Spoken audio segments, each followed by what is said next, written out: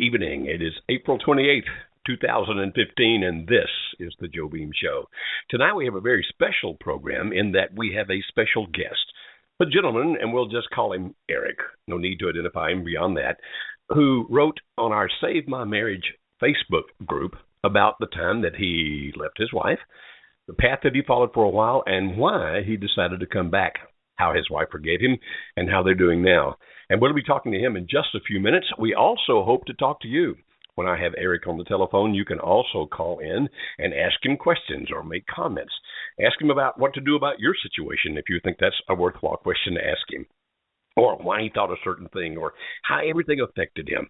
Anything involving this you can be part of by calling us at 646-378-0424. That is 646-378-0424. Now, if you wish to talk to me on the air when you call, please press the number 1 when you hear that menu when you're first connected. Now, if you don't press the number one, you can still hear the program via your smartphone or device, and that's wonderful if that's what you wish to do. But if you wish to talk to us, to me or to Eric, then you need to press that number 1. Now, starting tonight, I'm going to be doing something special for the people who actually talk to me on the air. Every person who talks to us, we're actually going to write down their telephone number because it shows up right here on my screen. It does not give me your name, but it does give me your telephone number. And for every person that actually talks to us, we are actually going to write down their telephone number. And then, every month, we're going to have a drawing. And the person whose telephone number we draw, we'll call that person, of course, and tell him or her, we are now offering you our workshop for marriages in crisis. If you wish to attend that for half price, we're taking half of it off just because you were chosen for the month. Now, since this is our last program in April, we're going to include the people that call tonight in the group for May. And on the last day of May, we will randomly draw a phone number from the people that talk to me. I will call that number, or someone on our staff will call that number and say, you've won. If you wish to come to the workshop, it is now going to save you this much money, and we'd love to see you there.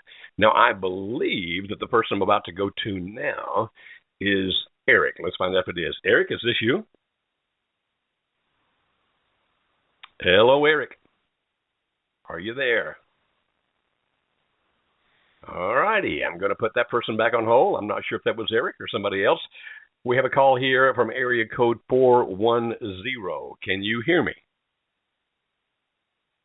Hello. Now, this is going to be a problem. Sometimes it happens like this. I do not know why. It'll take us a minute or two to work it out, and I'll be able to hear the people that are actually calling in. Sometimes it does this to us at the beginning of the program. Nobody knows why. I tell you what, software can be an amazing thing, can it not? Okay. All right, let's see here. I'm trying to fix this.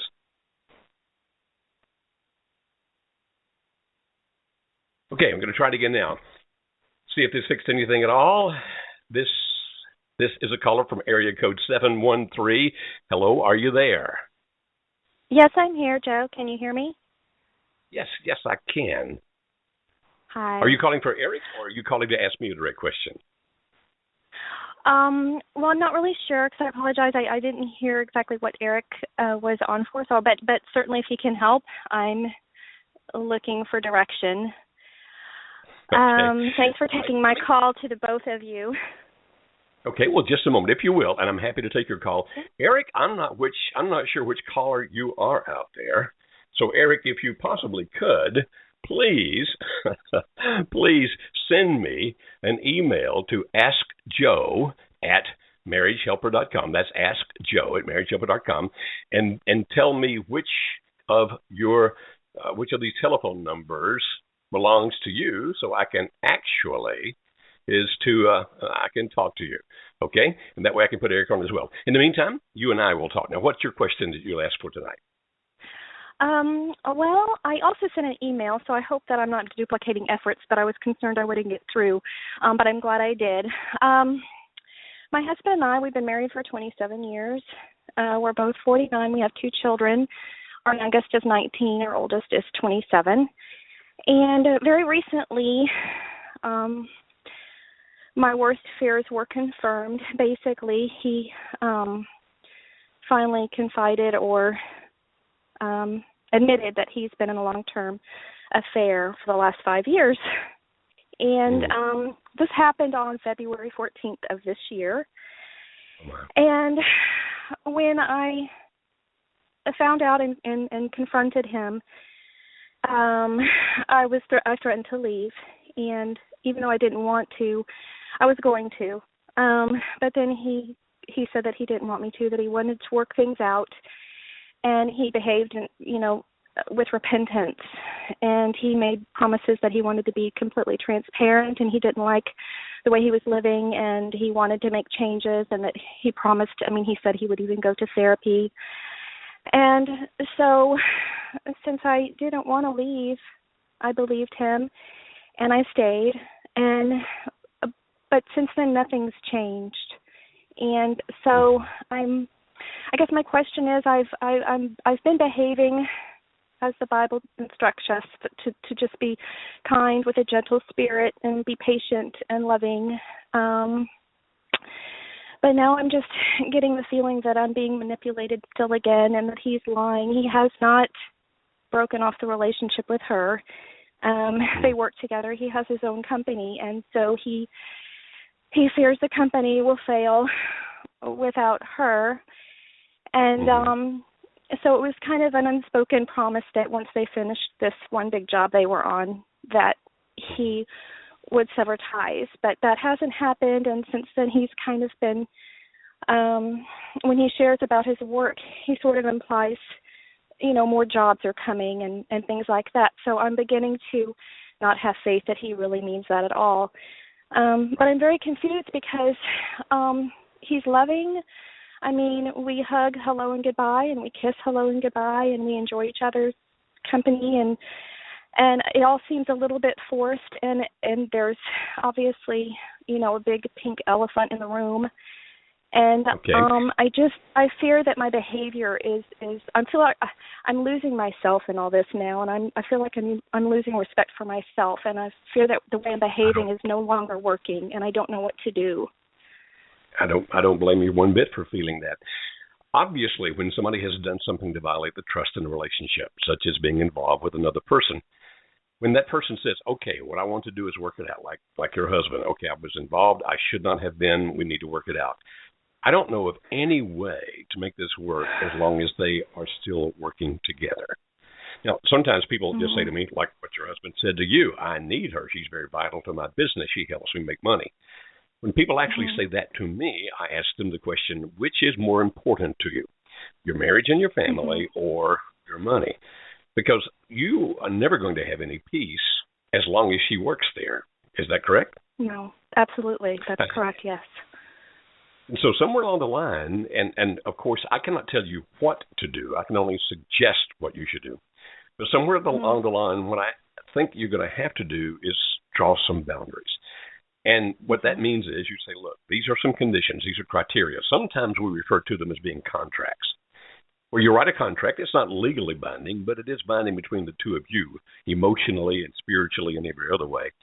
And part of that contract might say something like, she must not be your employee as of blank, whatever blank might be. Now, I'm glad he's making some effort, but as you said, you feel that it's strained. And as long as that woman is there, even if he actually really has ended that relationship, as long as she is there, there is no peace in your heart. There is no peace in your soul. Now, I know you don't want to push him away, but at the same time, you can't live like this, right? Right. So my recommendation is that you sit down, and if you need an older, wiser couple to help you figure this out, that's fine too. Please do that. But figure this out and then say, okay, here's the contract, here's what I'm doing, and when this situation occurs, you've got until blank. Now, you can make it a couple of weeks, 3 weeks, whatever you think is fair, but she's going to have to not work for you after that. Now, he might come back with things such as, well, if I let her go, I might be in some kind of a lawsuit or whatever else. Well, does he own the business? Yes. Okay. Well, he could speak to his attorney about how to avoid those things.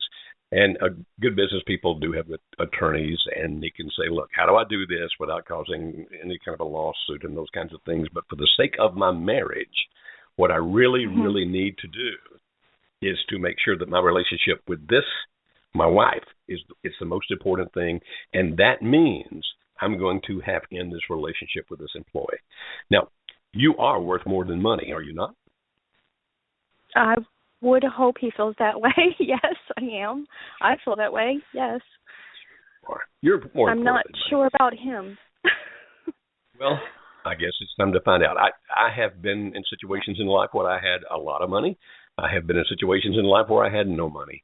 And I can tell you right now from my experience, it's better to be loved and doing the right thing and have no money than to have lots of money and be in a mess. I guarantee you that is right. I would agree. So I okay. suggest you make that boundary. And yes. and whatever it might be. And if you're not sure how to do it, then again, you can ask an older, wiser couple, or you can ask a pastor, okay, whatever, what is fair. And then when you do it, you have to enforce it. Now, here's one of the things about those contracts that's essential. It means that you cannot do grace and mercy. Because when it comes to contracts like that, if you give an inch, you wind up losing a mile. So it would have to be, no, this is the date, make it a reasonable date, and then you have to live by it.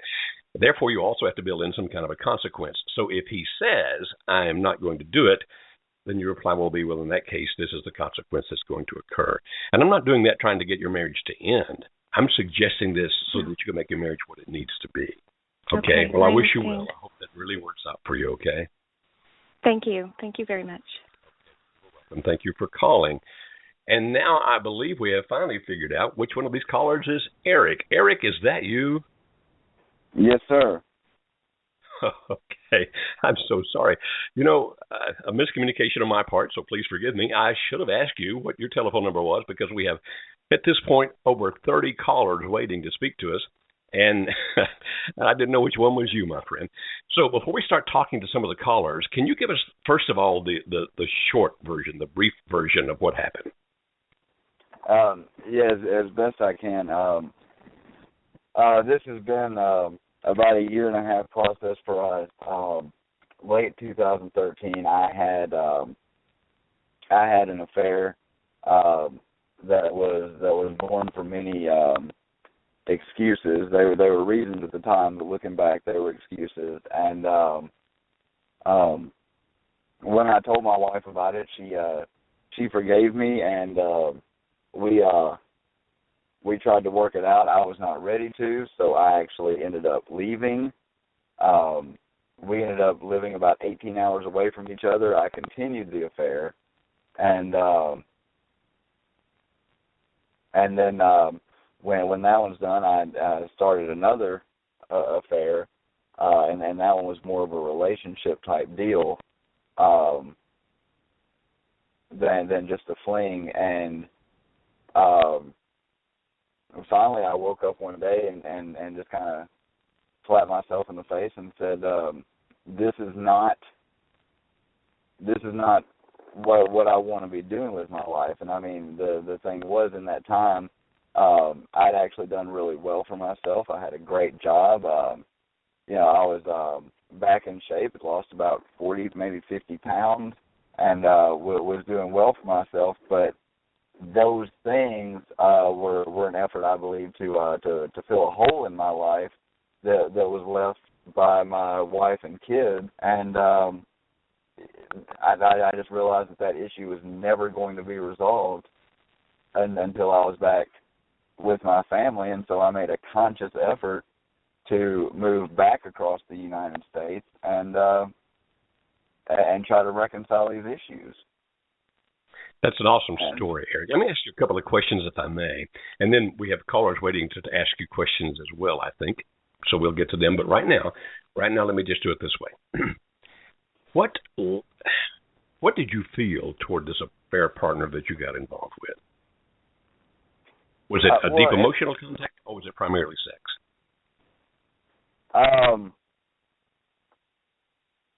The sex actually came later, Joe. And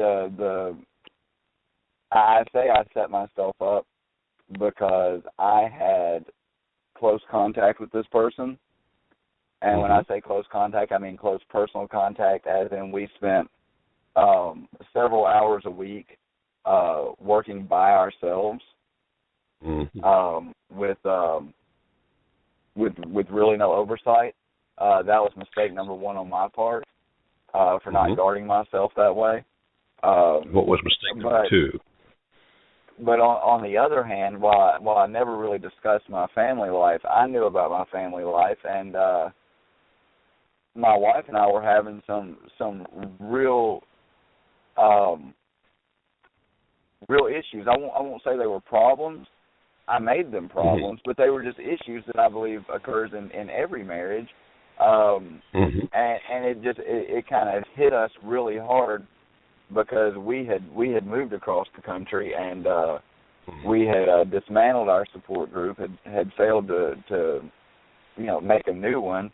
My wife was not happy about our living situation. I was working a lot, and our relationship, I allowed it to deteriorate. And so in my mind, in talking to this other person, we had a more of an emotional connection than me and my wife did at that point. And so the thing I told my wife, yeah, go ahead. If I can I just interject for a minute. For those who are listening, what Eric is describing is a thing we call limerence. And if you go to our website at www.marriagehelper, that's like marriagehelper.com, and type on our search engine there on that website for limerence, you can get an idea of what he's talking about. Eric was not a bad man trying to do a bad thing. Eric was a good man whose marriage went through the problems, as he just said, that are pretty typical problems. But Eric, as you've already pointed out, working with little oversight with this long hours of time, obviously you first became friends because you said the sex cater. So you really developed a relationship by being open and transparent with each other that evolved into the other thing. Is that correct? Yes, we talked a lot, and the guard that every husband should have up, that he only lets down for his wife, I completely let it down, and and we became very personal with each other. Right. Now, if I may ask you another question, Eric, I don't know if you heard the lady who called just before you. She's saying that her husband has been involved with a woman, but that woman works for him.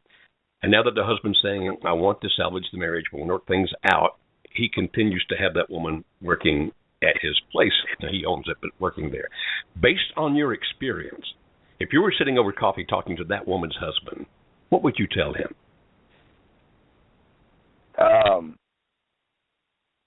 Honestly, bluntly, you done messed up, Jack. Because, and I say that because I was the number 2 guy in a company. I ran the company. I was the operational director. The only thing I didn't do was completely fund the business, which was why he was the number 1 guy, my boss. But I ran the company. And when this came to light, I was done. I had to leave. I had to go. I understand that. Now, what I'm saying to this, are you saying that to this husband, if you're sitting and talking over coffee with him, would you say, yes, you can get past this and still have her work for you? Or would you say, no, the only way you are going to get past this and the only way your wife's going to get past this is if she no longer works for you? What would you tell him? There's no way they can continue to work together because once you've developed that emotional bond, it's the only thing that can break that is separation. I figured that's what you were going to say. Now, one other thing here. I mean, and the caller that just called, he, of course, owns the company, and he has some big projects that makes him big money. You said that you made a lot of money when you were away from your family, but apparently you decided that your family was much more important than the money. Is that right? I make just over 30% now of what I made when I was separated from my family. Was it a good trade? I took a 67% pay cut to be with my family, and I don't regret a single second of it. Hey, I like you all the more all the time. Why don't you tell our audience what you wrote on our Facebook group, Save My Marriage, where you wrote about not coming home to the kids? The way you phrased that. Do you recall how you phrased it there? It was eloquent. I don't remember exactly, but it was just we moved from Tennessee to New Mexico, and when I say I left my wife, after this all happened, we moved back to Tennessee, and when it didn't work out, I moved back to New Mexico. So I was in New Mexico, my family was in Tennessee, owned a house in both locations, and so I'm coming home to this house every single night after work, and it's just me. I open the door, and instead of the kids running to just tackle me and you know that daddy that you hear when you open the front door, it wasn't there. It was just an empty house. It was stark, and you know there was no wife there saying, "Hey, honey, how was your day?" There was nothing. I mean, it was the house was empty. I know how that feels. Back in the mid-'80s, my wife Alice and I were divorced for 3 years. I don't know about you, Eric, but every time I walked into that, I lived in an apartment, not a house, but every time I walked in, the first thing I did was turn on the television just to have some signs of life in there. It can be very lonely, can it not, my friend? It can. I think what I put on there was the house felt the exact same way I felt. Wow. Which was just kind of a shell covering something that didn't really exist. Wow. Because it wasn't my home. It was just a house. That's profound, my friend. Eric, I want to ask you more details about your story, but I also want these callers who are waiting out here to get a chance to talk as well. So I'm going to leave you on the line so you can hear the caller as well, and we're going to go to a caller, okay? We're talking to well, I think I can talk to both of you at the same time. Here we go. I'm talking to area code 770. Hi, you're on the Joe Beam Show. Hi, is Hello, that me? Hi. Yes, April, that's you. Hi. I was calling. I actually was hearing the lady before kind of talk about her story, which mine is very, very similar to hers. My husband, well, he didn't confess, but he actually was just being distant. We've had like some pretty life-changing events to happen in our marriage recently. Like 2 years ago, his mom passed. A year ago, my mom passed. And he and I have been struggling with infertility for years. We've been married for 12 years. And we haven't been able to have any children of our own. We've tried IVF and the whole nine. We're currently trying to adopt. Kind of were disconnected. He was never a very expressive person. I like to talk and communicate my feelings, my emotions, but he never has. And he seemed like he was even more distant, recently. So something about his distance and just his aloofness just made me feel like maybe he, was being preoccupied or focused on something else. Wasn't a good feeling. So I decided to take a look at our phone records. And when I did, I discovered that there was a number that was repeatedly coming up on a regular basis, and the length of the call was really, really, really long, like 60 minutes. So did you ask him about this? Well, what I did was I didn't want him to know that I had pulled the record, so he started keeping his phone, close to him in the house. So he and I were talking, and I noticed that he had his phone on him, and it actually vibrated as we talked. as we were talking, and I said, "Who's?" And it was like at 9 o'clock at night, and I said, "So what I'm trying to find out, April, is does he know that you know about these phone calls?" He does now, because the way I, asked him about it is when, he kind of like was reticent and was like, it's nothing. He didn't want me to get his phone, and so I revealed to him that I didn't trust him, and I wanted to see his phone. How did he respond when he found out that you knew? He just started saying, first he was in denial, saying it was just about, because this woman actually works with him, and he said it was about work. And I said, there's no way it could be about work because of the length of the call. So, and then, yes. Believe that your husband is having an affair. Is that what you're saying? Yes, and when I confronted him about it, he said that he was just talking to her. He's never physically had any contact with her or sexual anything with her. Right, but what I'm hearing you say is that you don't believe that. I don't know. I don't know what to believe, because it was really shocking after all this time. I just didn't expect to find that. I guess, I was just don't know what to believe. But I mean, really, what do you think you should do? That's what here's the thing, like, I kind of felt like I'm an only child, and one of the things that I expressed to him that when my mom passed, my dad had already passed when I was like really young, that he's like really the only family that I have. And his response was kind of like, he failed me because he knows he's my only family.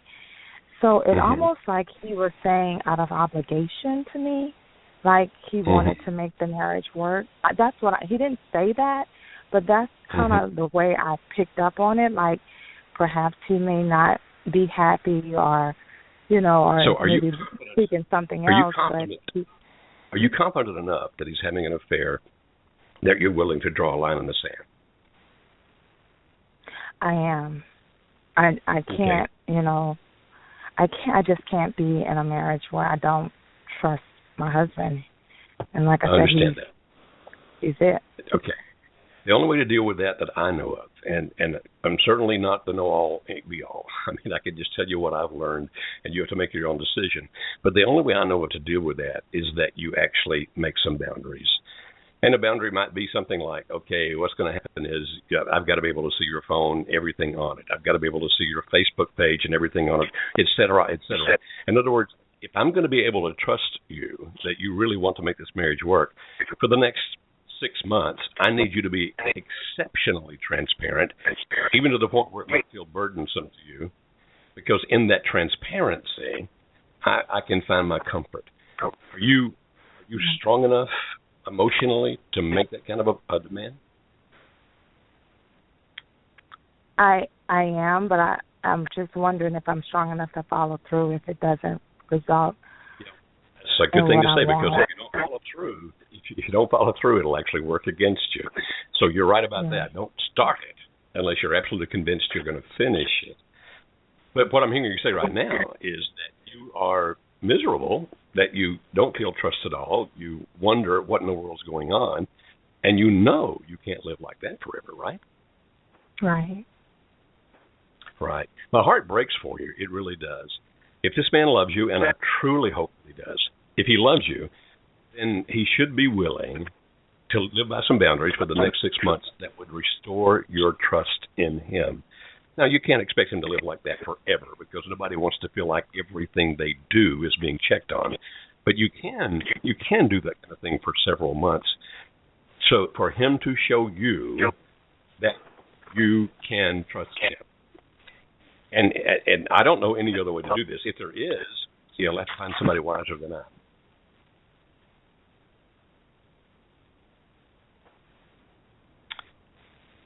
Did I run you off, April? I'm sorry. No, I'm sorry. I'm here. Okay. I'm here. Well, we have several more callers waiting. If are you on Facebook at all? I am.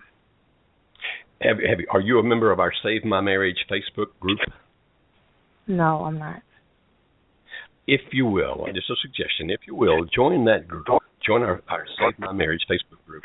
You will find a lot of people on there that will care and will listen as you type out what you say. Nobody except people in the group can see what's posted in the group. So it's what's called a closed group. And I think you can find a lot more sustenance there. But I do hope that you honestly think through these boundaries and if you will do them or not. Okay? Okay. All right, April. God be with you. I'm so sorry for the pain that's in your life. I really am. Now, apparently, I'm hearing something in my head. It sounds as if another program is bleeding over into our program. Maybe I'm the only one hearing that. Or somebody's phone is bleeding over. That's just kind of wild. I hope you're not hearing all that stuff. It's driving me nuts. Now, back to you, Eric. All right. When you decided that you wanted to come home, what did you do?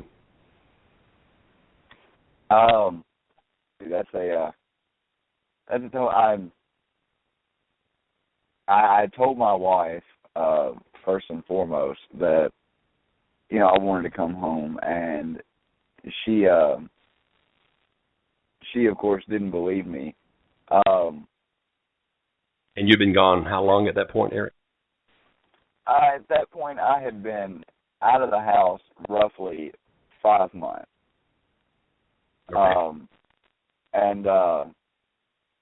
I believe it started with me. I asked her to leave and come get me. Just come get me. At the time, I mean, when I say I left, I didn't even have a vehicle at the time. Okay. Mm. And so I told her to come get me, and we had a talk about that, and it didn't follow through,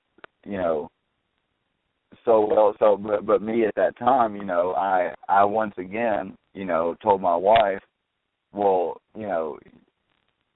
you're messing up even me coming home, so I'm not doing that. And honestly, let me say this. For the longest time, I can't tell you when I actually became conscious of this, but for the longest time, I honestly believe I tried to push my wife to the breaking point to see exactly how far she would go. And why would you do that? It was just an anger thing. I mean, it was a control thing. Were you trying to make her? Well, I mean, you have a couple of choices, and you tell me if any of these fit. Were you trying to make her angry enough that she would divorce you, which would give you a kind of freedom, or were you trying to push her away, hoping that she would come back to you in spite of you pushing her away? Was it either of those or something else altogether?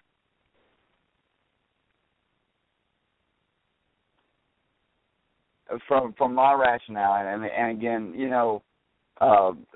a whole different subject of where my mindset at this time. But it was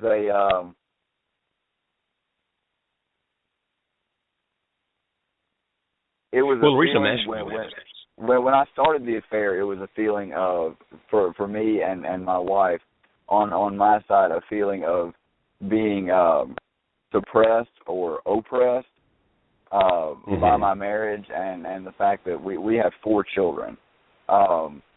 And when I was out of the house and my wife was still actively pursuing me, it was almost like the tables had turned, and there was a very sinister satisfaction about me doing what I wanted to do and her just sitting there.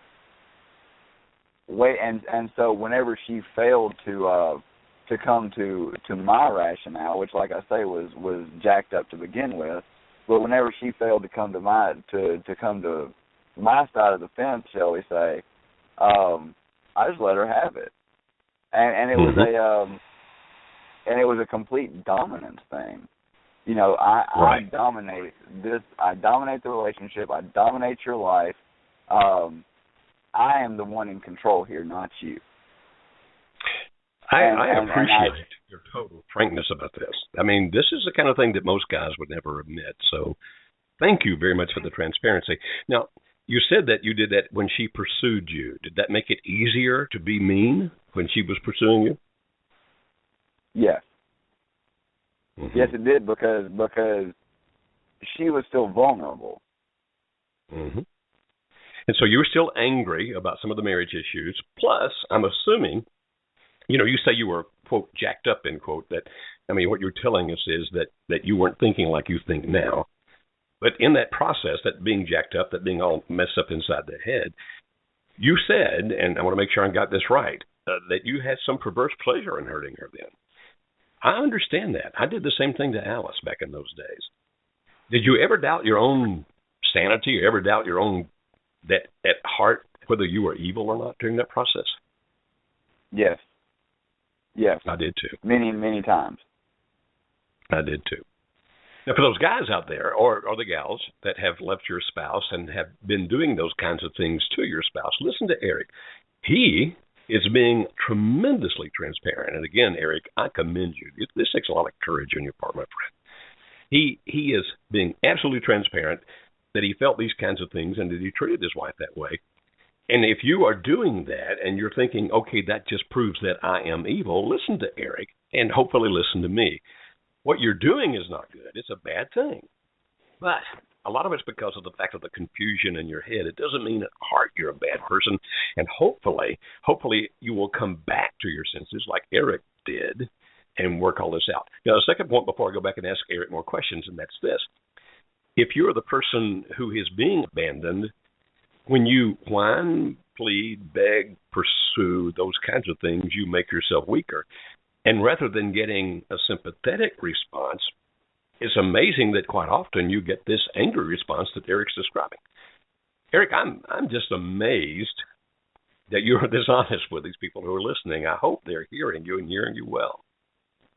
So I want to come back to when you begin to change toward the other way, when you wanted to come home. But in the meantime, would it be okay with you if we take another caller? Absolutely. Okay, here we go.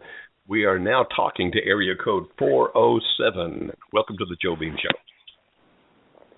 Hi, I'm calling in. I sent an email, and I'm just so thankful that, Eric, you explained that, because I figured that was going on in my relationship with my husband.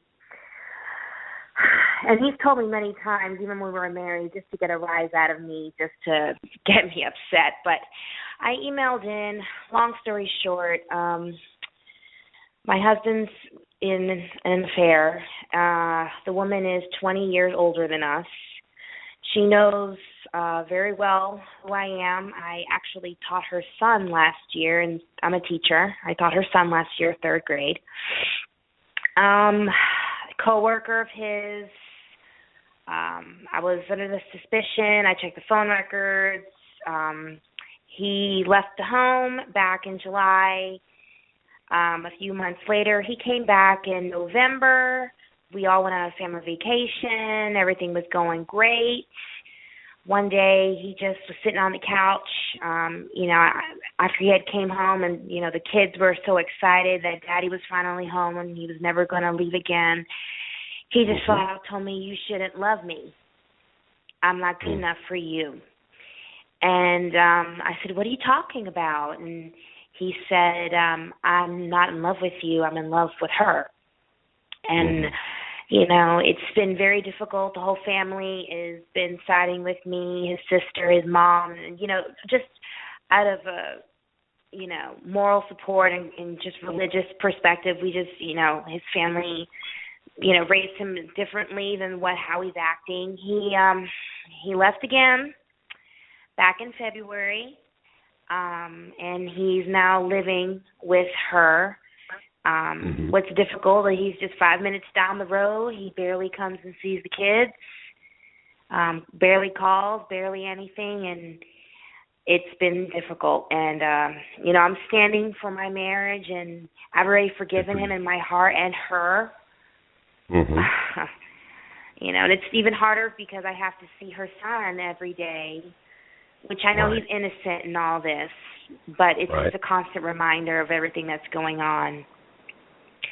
So I just needed some advice because I feel in my heart that I'm doing the right thing because it's what God wants me to do, but he is very adamant, and she's been extremely manipulative and controlling him to not speak to me or his family, and it's just been a terrible situation. I'm waiting for him to have that Eric moment and wake up. Yes. In a minute or two, I'm going to ask Eric about that, what some of the factors that caused that Eric moment. And as a matter of fact, we might actually wind up calling that from now on, calling it the Eric moment. I hope that happens for you, too. First of all, I admire your strength. Thank you so much that you're being so strong. I know it hurts. I know it's tough. And as you said, the boy's innocent. But seeing him has to remind you of the whole situation, and I certainly get that. So I'm so sorry that it's happening to you, but so proud of how strong you are. Have you been to our website to read some of the articles about these things? Yes, I have. And thankfully, through a lot of testimonials and a lot of people's courage and just honestly just the strength of the Lord is what just carries me, because there were just so many low moments. And, I'm here in my house by myself with my kids, and thankfully my mom came to live with me because she knows it's very difficult. And his family has been supportive and want him to just repent and just, it's just strange. I didn't get into this in the email, but, we went about and we were so proud of our relationship for being so strong. We barely ever fought. We were best friends. And it was literally day and night that this whole situation came out. And now in retrospect, I understand it was an emotional relationship that ended up growing into a physical relationship, which is where he is now living with her. But, Well, the good news is that eventually fades. Eric, what encouragement can you give this lady? Again, I'm not an expert. I've only got my experience. But the real moments of clarity for me were my wife being the voice of reason instead of the voice of emotion. And what I mean by that, it just in our relationship, I'm purely a logician. I rely on logic. I don't do the whole emotional thing. That's or haven't in the past. I do now because that's a key. But when rationale breaks down in a man's or in my life, I don't know what to do with this overwhelming emotional side. I don't know what to do with it. Like what kind of logic and rationale? Everything in my life. What makes the most? Not how do I feel? Not at work. Is it going to make me feel bad to fire this person? Well, maybe, but they deserve it, so let's do it. Okay, I don't operate in the realm of emotion that much, and so when my rationale for life, am I thinking, well, if I've done this and it's not working out, it's got to be somebody else's fault, and I get overwhelmed by these emotions of despair or sadness or melancholy, and I don't know what to do with it because I'm just not used to it, and so long story short, what got me back to thinking clearly was I'm having all these emotional episodes, and my wife's having all these emotional episodes, and it's like we're dropping bomb after bomb on each other. Wow, yep. And finally at the point where she was like, almost to the point, I don't want to use the word cold because that has a negative connotation, but there was no emotion left for her. It was, this is the way life is going to be. You're still responsible for this. You're still responsible for this. And there was no, at one point I remember I said, she was getting ready to get off the phone for the night, and I said, Lily, I do love you. And she was like, have a good night. Eric, you're and I was describing like, are you not going to say it back? I'm like, and she's like, would it do any good if I did? Mm-hmm. And it was those moments that I was left to deal with my emotions and couldn't feed off of her. That I had to deal with myself. I hope everybody's listening to what Eric's saying here. He's saying that he's a man of logic, and yet already, Eric, you made it clear that at that time in your life, your emotions were basically out of control. Though you're a man of logic, and as long as your wife was emotional as well, I love the way you said it. We just kept dropping bomb after bomb on each other. But when she became calm, when she got control of her own emotions, then that gave you some stability, in a sense, at least through her, right? It gave me a stability, and it shut that door on me that I didn't have anywhere to let out my emotions except for with myself, and not. I didn't have anywhere to direct I wasn't given an excuse to direct my anger and my resentment and all these wild things I was feeling back to her. I had to sit there and cope with it. And when I started having to sit there and cope with my emotions, I went for a really wild self-awareness ride. And those are wild rides. I hope everybody's really listening to what Eric's saying here. My wife, Alice, when we were divorced for those 3 years, got into the same position that you're describing, showing this amazing strength. You're right. She never was cold. That's the wrong word. But she was calm, and she was reserved, and she made it very clear that if I chose not to live with her, her life was not over, that she could go on without me. And to I'm sorry, the lady that I'm talking to, I didn't catch your first name. No, I'm sorry. Janelle. Janelle. I hope, Janelle, that you're hearing that same thing. It doesn't guarantee that the other person will come, like your husband will come to his senses, but it's one of those things where we usually say it like this: if anything works, this will. And so you're hearing that message loud and clear, right? Tell me what you just heard from him that can be of value to you. I need to just keep my emotions in check, and I hate to say this, but kind of just not move on, but live my life to the best I can, and not throw these emotional bombs at him. Now, one thing that I do that I'm really been praying about and wondering if I should continue to do. I do get daily devotionals, and if I feel sometimes that something is speaking to me about him, I'll send it to him. Like, not every day. I'm not that wife. I'm not that crazy.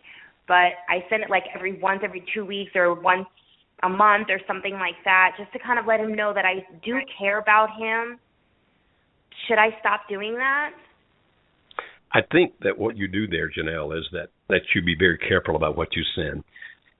Again, and Eric just basically said the same thing, but I know what worked on me was when Alice showed me she could go on with her life without me.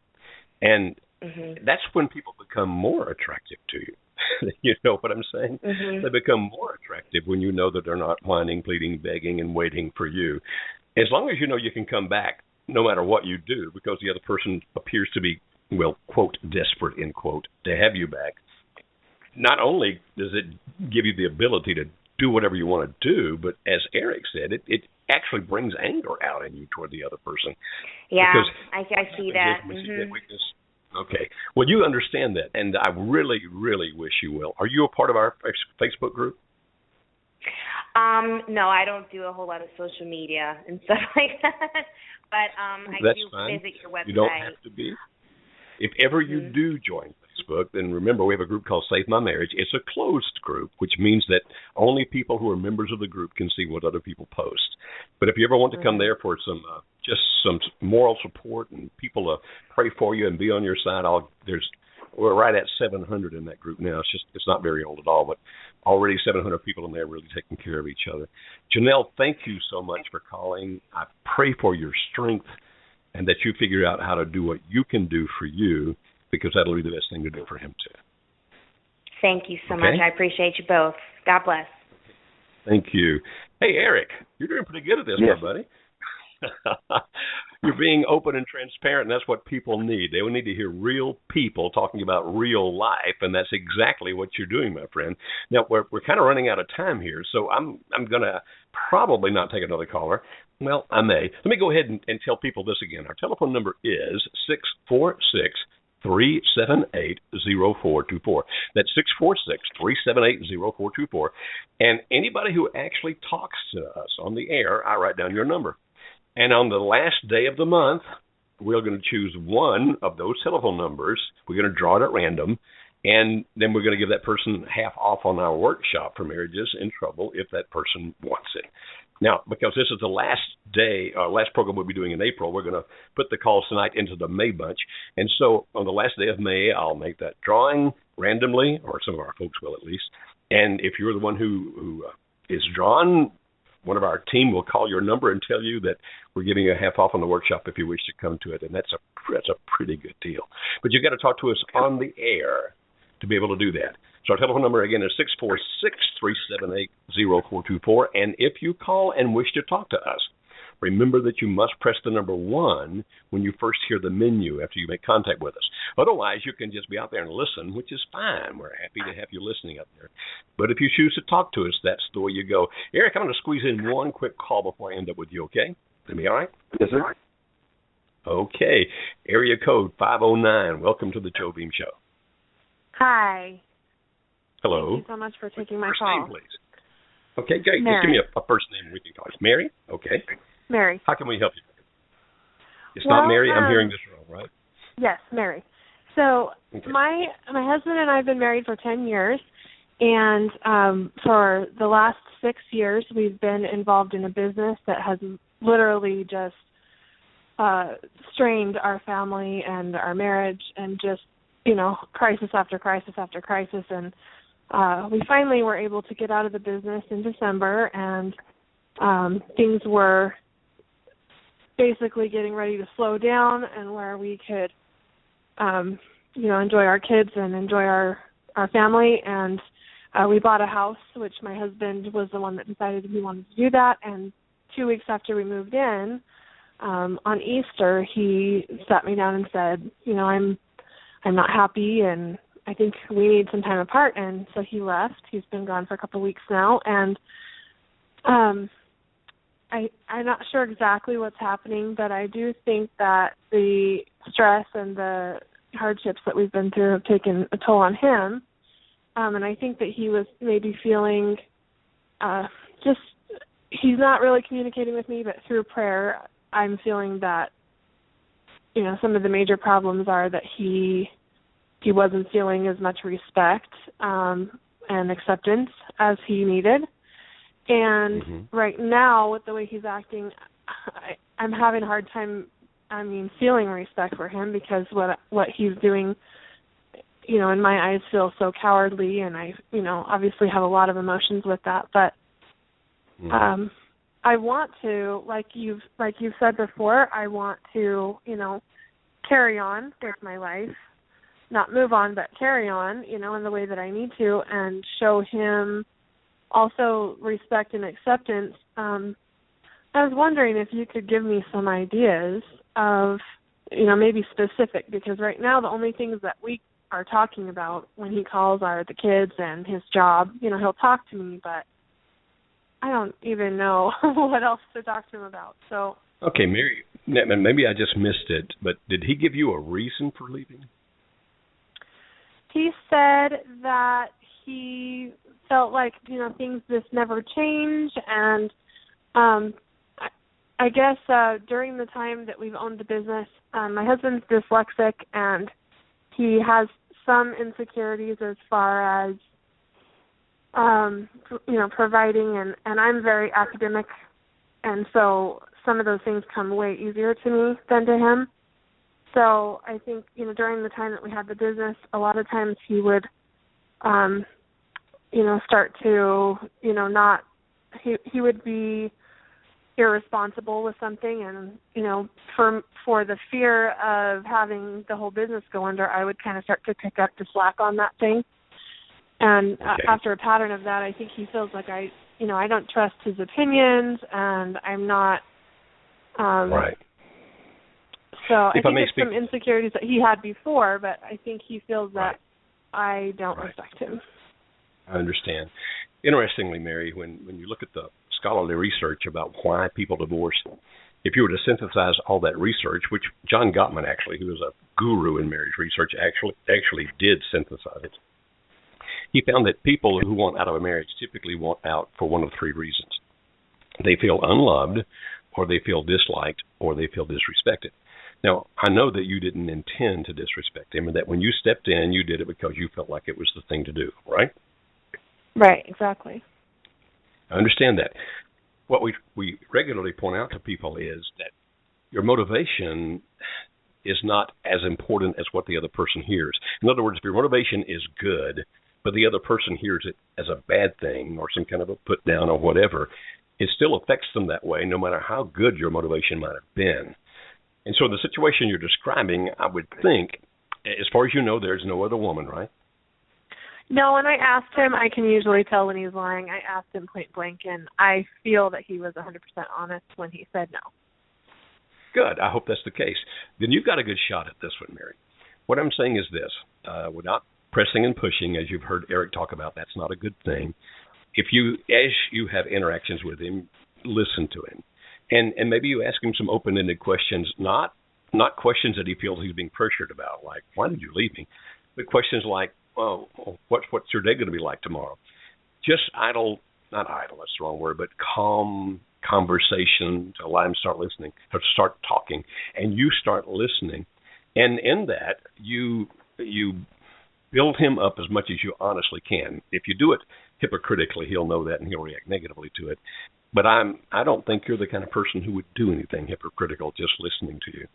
If you can find ways to affirm him as a human being, if you can find ways to affirm him as a human being, help him build back that sense of self-respect.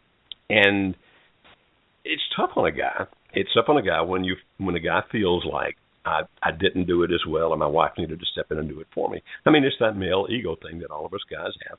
And you said that the business ended in December. There's no telling what kind of emotions he might be feeling about that. He could even still be in what we would call the grief process of mourning, giving up that business that he had for so long. But I think that you've actually got a good shot at this. Just take it easy, go slow. Don't call him a coward, okay? Although I know that's what you feel. No, I won't do that. But at the same time, just listen and listen him back into your home. This can be done. This is very viable.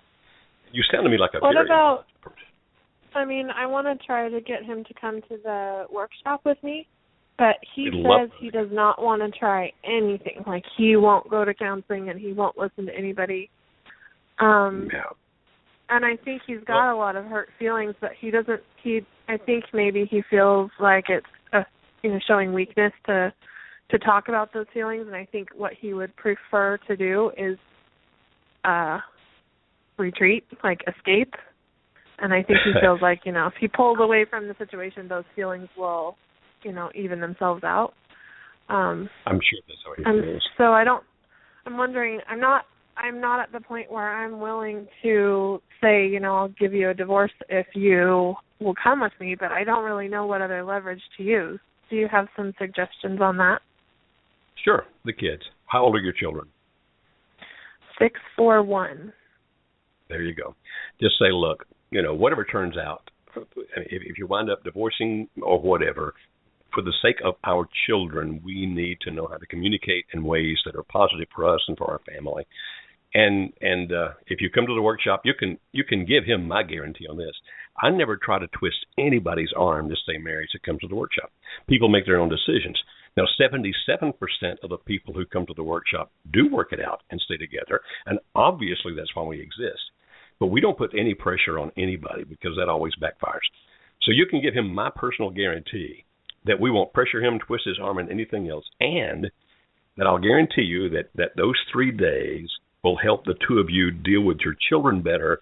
And I'm sure he loves his children, and so why don't you come for them? Okay. I will try it. Joe, do we have time for me to say something to her? Because sure, please, Eric, go ahead. Her deal just really speaks to my heart. And I've been listening intently, and it's my feeling that there's a big emotion weighing on your husband, and I believe it's the same one that was weighing on my heart, and that is just failure in general, whether it be failure as a business operator, as a husband, or as a father, or all three. Failure is a huge thing, and the only thing that got me out of that was the love and edification of my wife. She made it a point. She didn't butt into my life. She didn't call me constantly or check up on me. She just, as I was going through that stage, she would just remind me of what made me a great man. And that's very good. And she made me believe in myself enough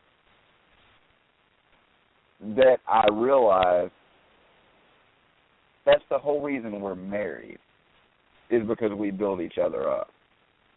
Mhm.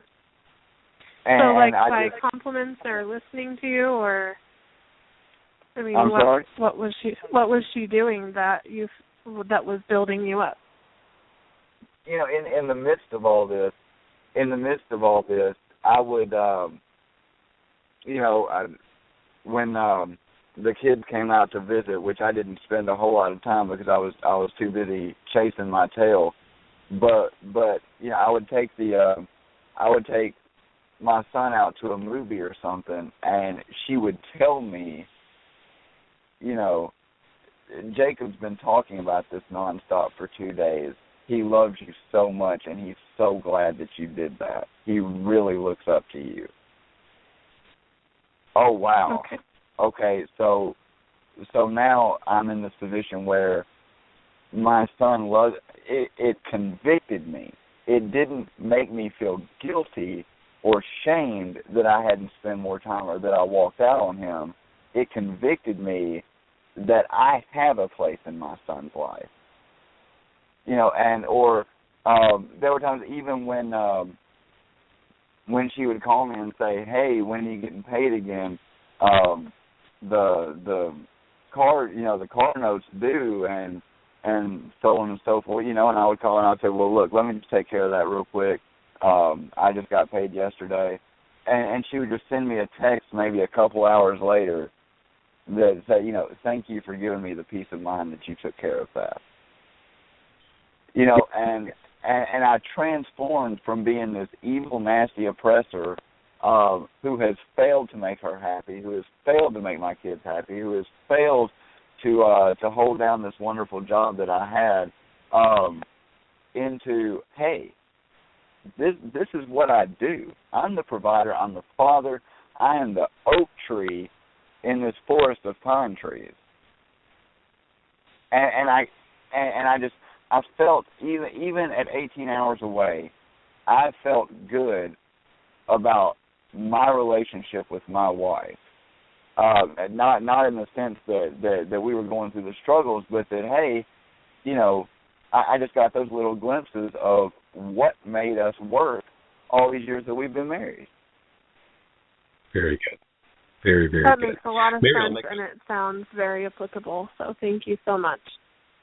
Yeah, that's good advice. I'll do one other thing for you, Mary, if you wish. If you want, you can email us at askjoe@marriagehelper.com. That's marriagehelper.com. And if you wish, you do that. And I'll have my personal cell phone number sent back to you. That if your husband wishes to talk to me, I will personally talk to him. How about that? That would be so amazing. Thank you so much. Well, you're very welcome. I can't do that for everybody, but my heart just goes out to you. Just remember, askjoe@marriagehelper.com.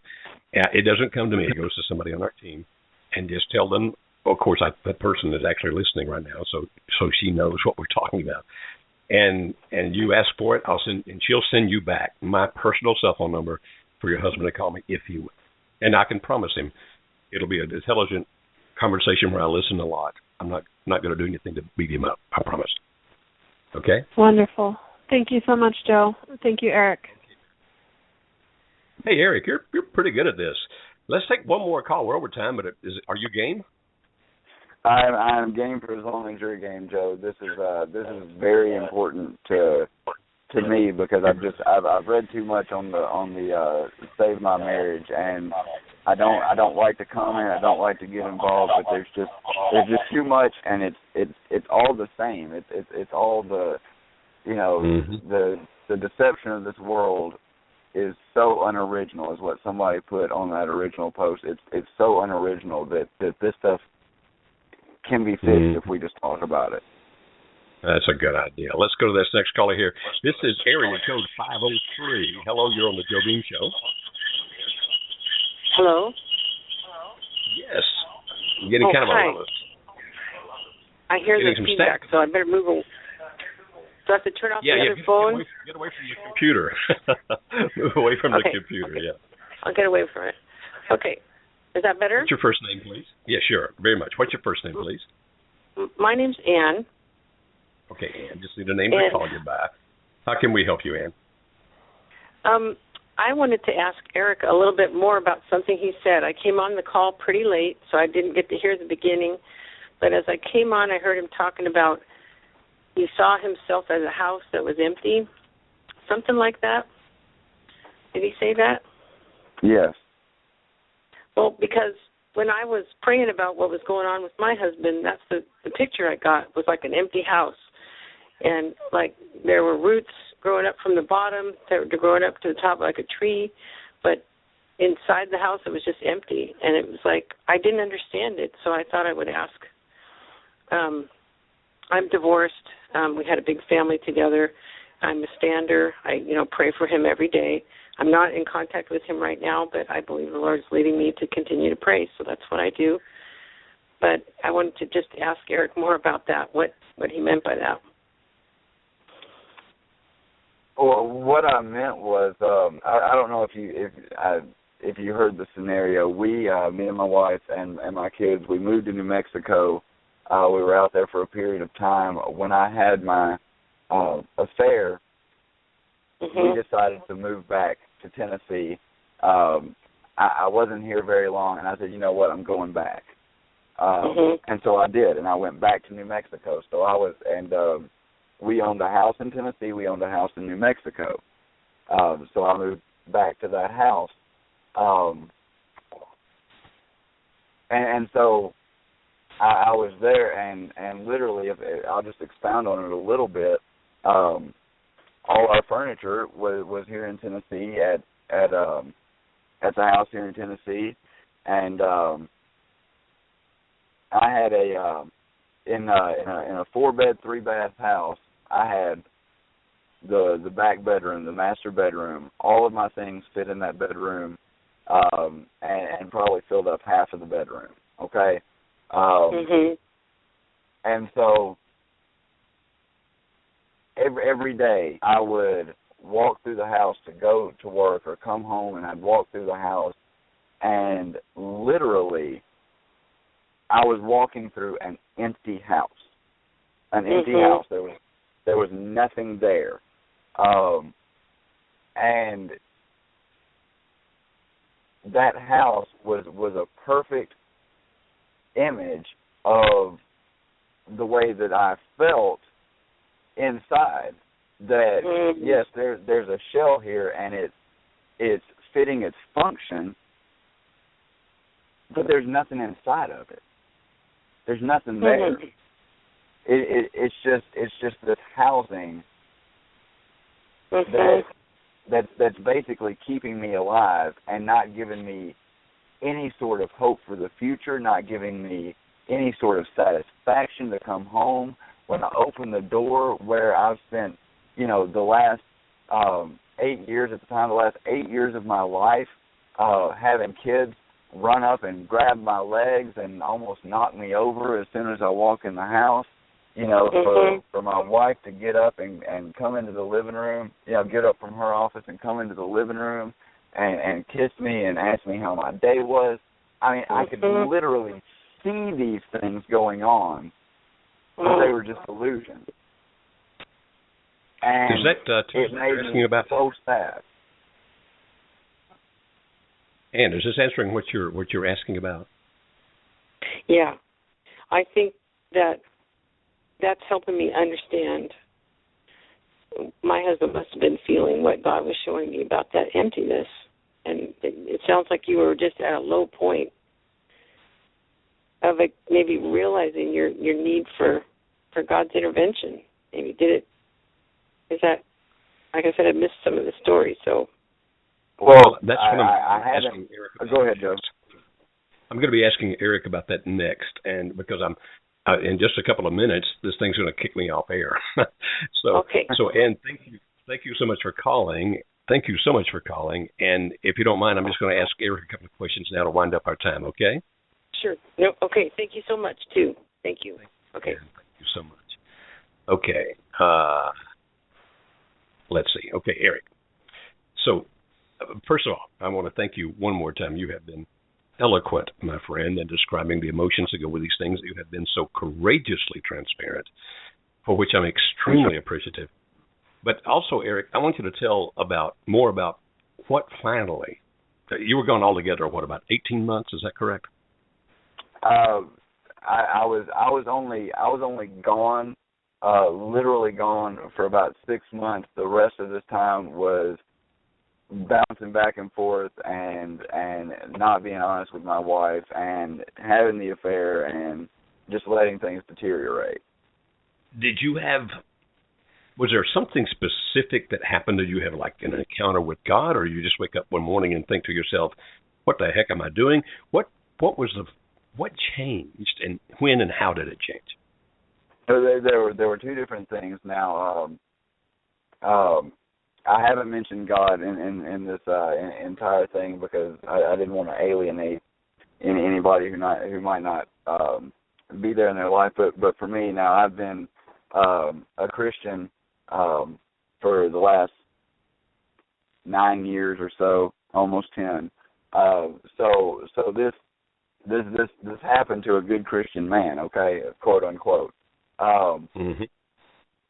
And what happened to me was there was a moment in time, like I said, Lily had gone from being this emotional towards me. I mean, I know she was still an emotional wreck, but toward me, why are you doing this? Why can't you just come home? Why can't you do this?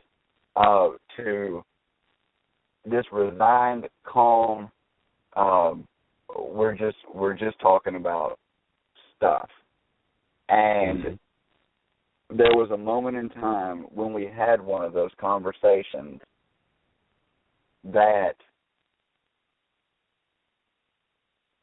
I started getting extremely emotional, and it wasn't an angry emotion. It was just I was sad.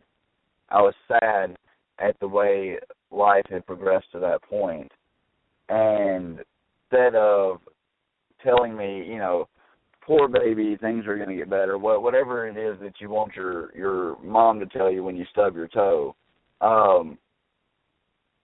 she was basically like, this is your decision. I don't understand why you're sad because I've allowed you to make all these decisions. Mm-hmm. And I was like, oh my God, that's really what's going on. Now, I will say, and this is something that we haven't talked about, I came home, and this was in September, and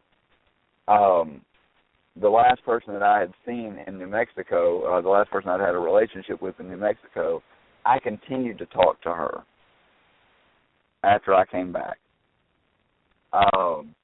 Because I like I say, I got no reason for it other than. How long did that go on, Eric? How long did you talk to her?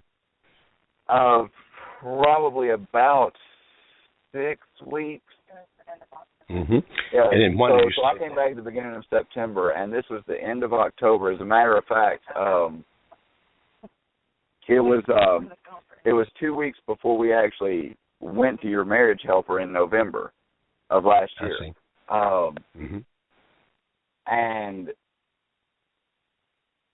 at that point, and my wife found out that I had been talking to this other woman, and when I say she went ballistic, that's the world's biggest understatement. Yeah, okay? I can understand. Yeah. And what I didn't see her in an abusive way.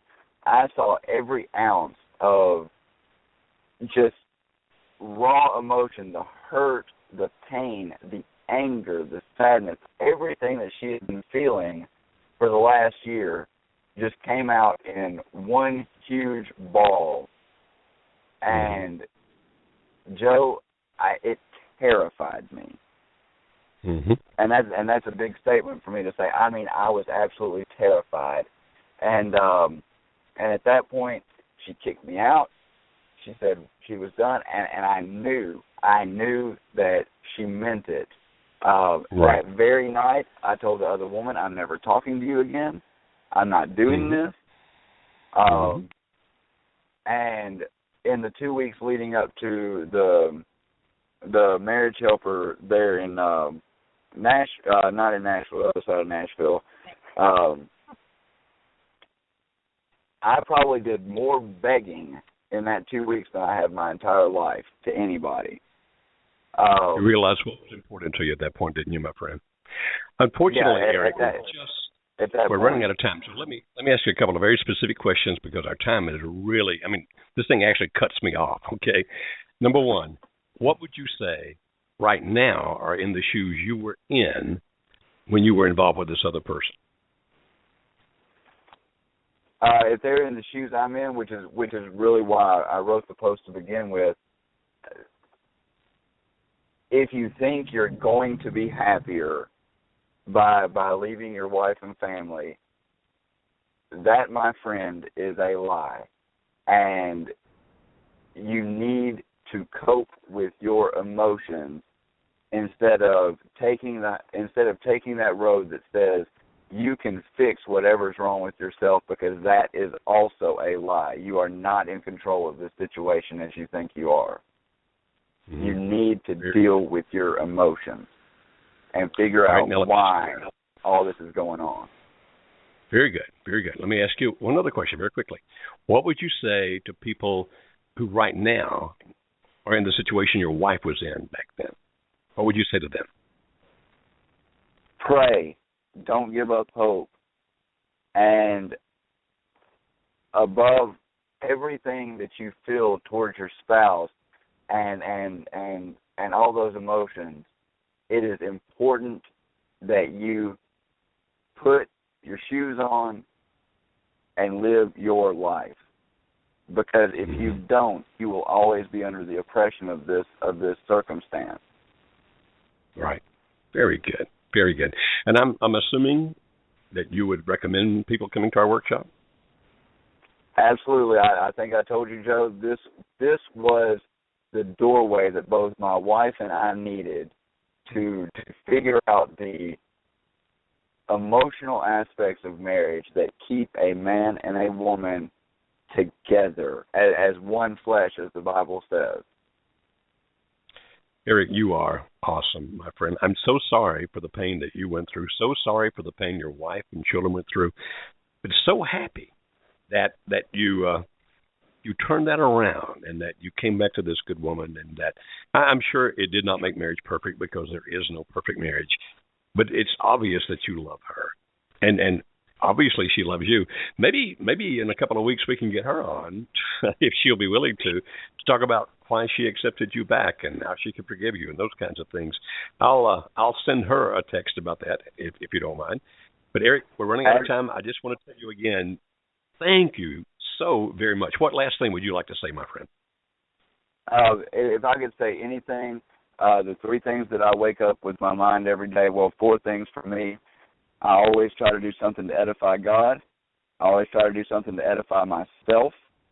I always try to do something to edify my wife, and I always try to do something to edify my kids. Every single day, I try to build them up, and they do the same to me.